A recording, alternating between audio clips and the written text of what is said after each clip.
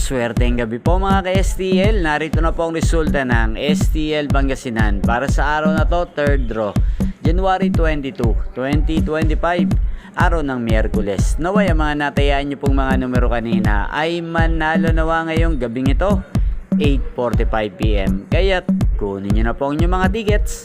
Narito na po ang resulta. Ang mga numerong nanalo sa STL Pangasinan ngayong gabing ito, January 22, 2025, 8:45 PM. Third draw result, 10 at 9. In exact order. Sa lahat po ng tumaya kanina sa STL Pangasinan para sa third draw ng 10 at 9, congrats po sa inyo. Panalo po kayo.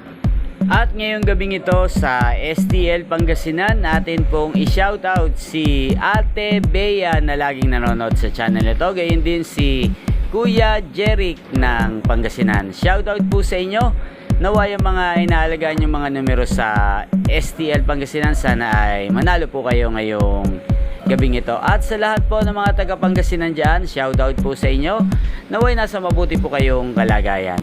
Inyo pong napanood ang resulta ng STL Pangasinan sa channel na to, Roderick Hernandez TV. Maraming salamat po sa patuloy nyo pong panonood at pagsuporta sa aking channel.